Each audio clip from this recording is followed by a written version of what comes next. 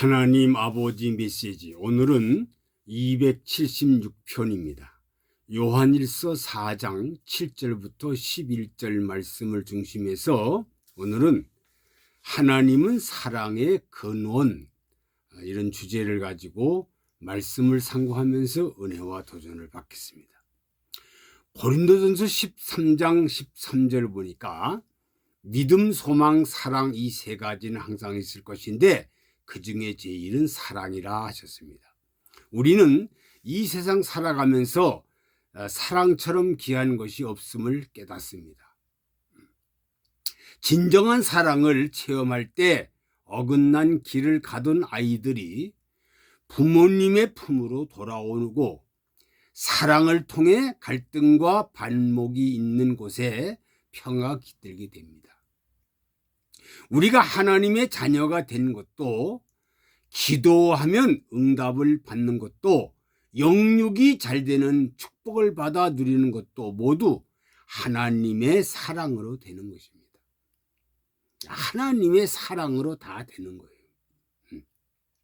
오늘은 하나님은 사랑의 근원이라는 것을 몇 가지 말씀을 상고하면서 은혜를 받겠습니다. 첫째로, 사랑의 근원 되시는 하나님이십니다. 본문 4장 7절부터 8절에 사랑은 하나님께 속한 것이라고 말씀하셨습니다. 사랑은 하나님께 속한 자다. 사랑은 사람이 만들어낸 것이 아니라 하나님께로부터 온 것으로 사랑의 근원은 하나님이시다. 사랑의 근원은 하나님이시라는 겁니다. 이것을 꼭 기억해야 됩니다. 하나님은 사랑이시라는 말은 하나님의 품성이 곧 사랑이라는 뜻입니다. 하나님의 품성, 하나님의 마음이 사랑이다. 하나님의 사랑은 모든 지식을 초월합니다. 모든 지식을 초월하는 것이 하나님의 사랑이다. 그러므로 못나고 부족함에도 불구하고 모든 부모가 자녀를 사랑하는 것처럼, 그렇죠?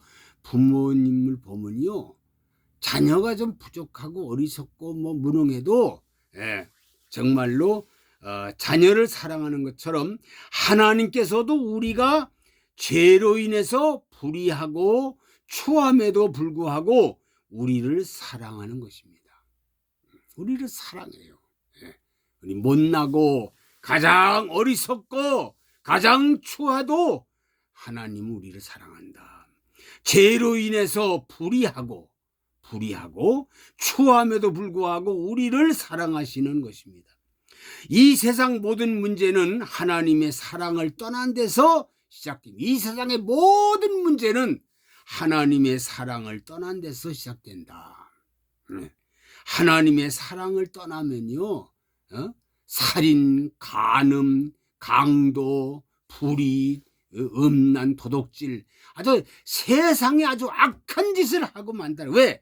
하나님을 떠났기 때문에.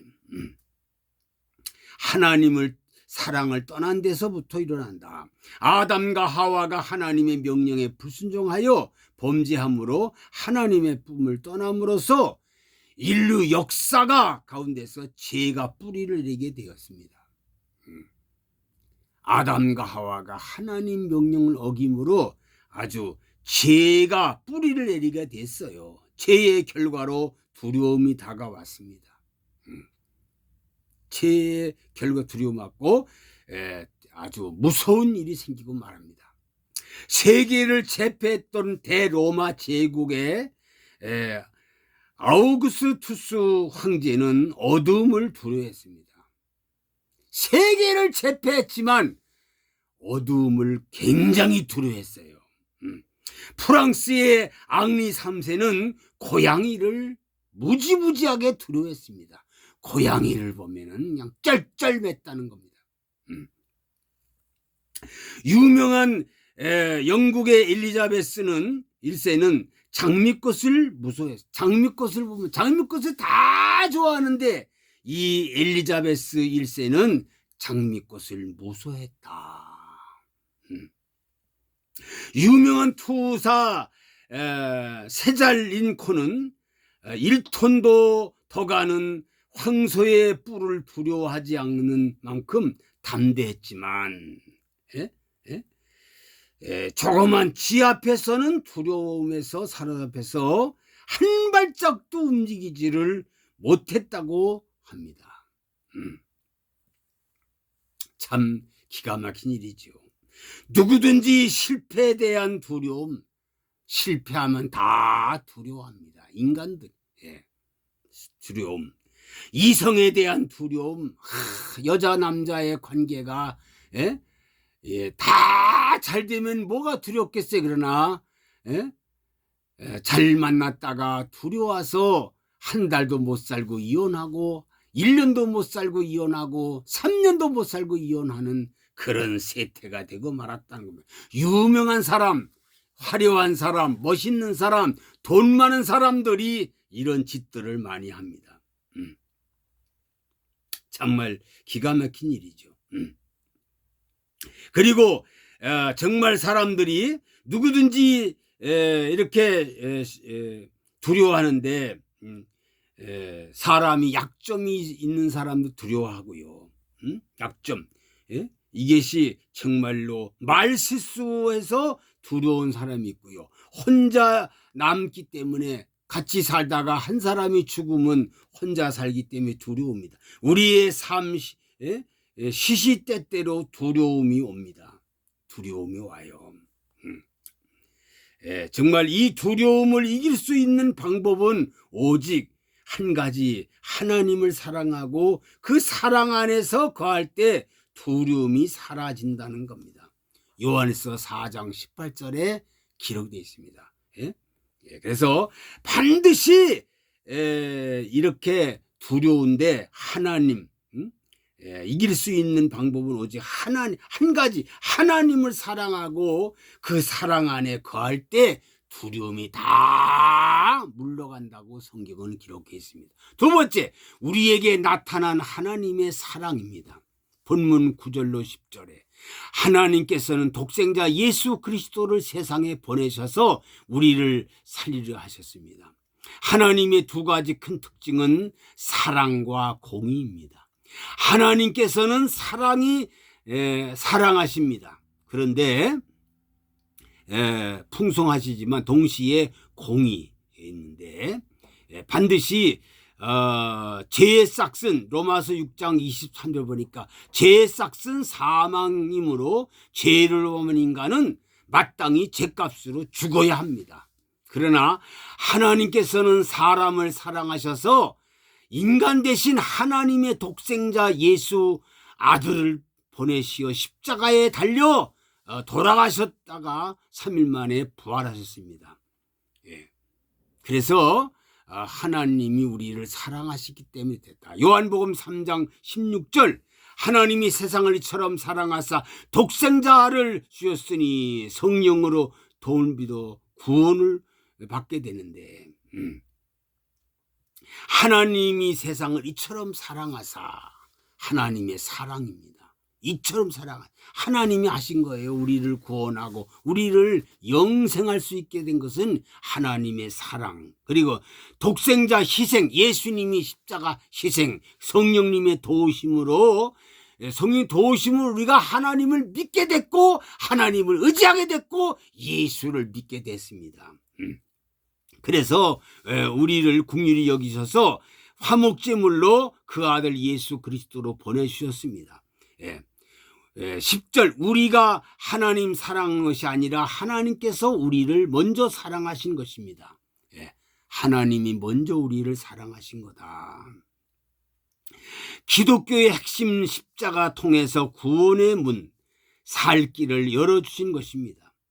하나님이 무조건적인 사랑과 선택으로 우리를 하나님의 자녀를 삼아주시고 성령을 보내주셔서 우리가 하나님 안에 거할 수 있도록 우리가 하나님 만들어 주셨습니다. 얼마나 감사해요. 그래서 하나님께서 이 땅에 오셨다는 거예요. 하나님이 이 땅에 오셨다는 거예요. 하나님이 우리에게 우리에게 나타나신 하나님의 그 사랑 때문에 되는 거다. 세 번째, 사랑을 실천하는 삶입니다. 4장 11절에 보니까 나와 있고요. 구약의 계명은 613가지라고 우리가 잘 알고 있습니다. 그것을 축소한 것이 출애굽기 20장의 10계명입니다. 첫째 계명부터 4계명까지 사람이 하나님께 하는 것이고, 5계명부터 10가지는 사람과 사람의 관계, 그 10계명을 축소한 것이 마태복음 22장 37절부터 40절, 하나님을 사랑하고 사람을 사랑하라.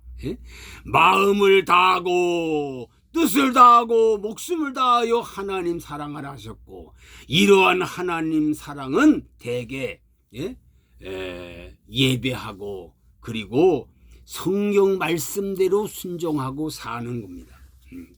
바울이나 베드로 비롯해서 12제자 보세요. 목숨을 바쳐 순교하기까지 하나님을 사랑했습니다. 하나님을 사랑.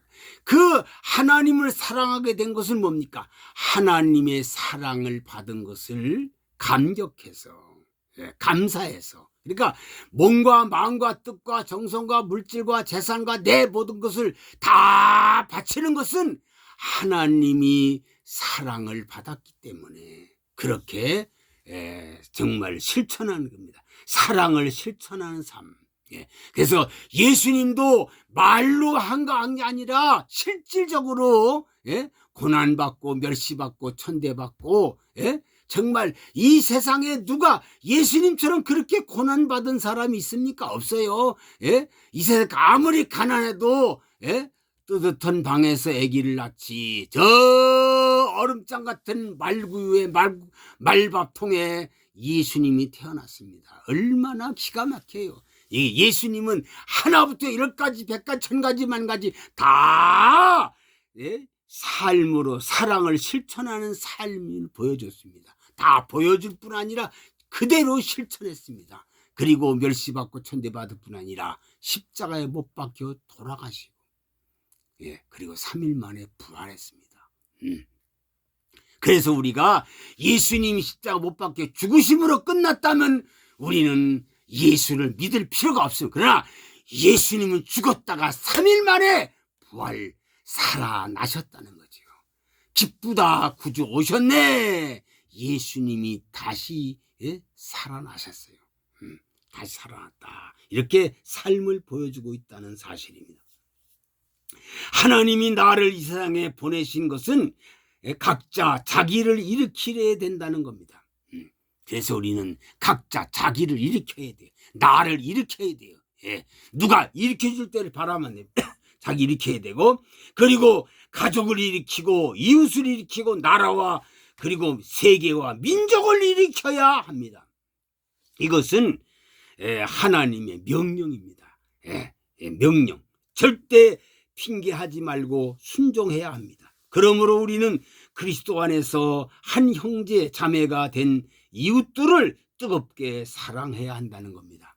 그러려면 내 자신이 내가 일어나야 됩니다. 내가 일어나. 그래서 이사야 6장 1절에 보니까 일어나라 빛을 발하라. 일어나야 됩니다. 일어나라. 내가 일어나야 돼요. 누가 일어나기를 바라지 말고 내가 일어나야 되고, 가정을 일으켜야 되고, 동네를 일으켜야 되고, 민족을 일으켜야 되고, 이웃을 일으켜야 되고, 세계를 일으키는 사람이 돼야 한다는 겁니다.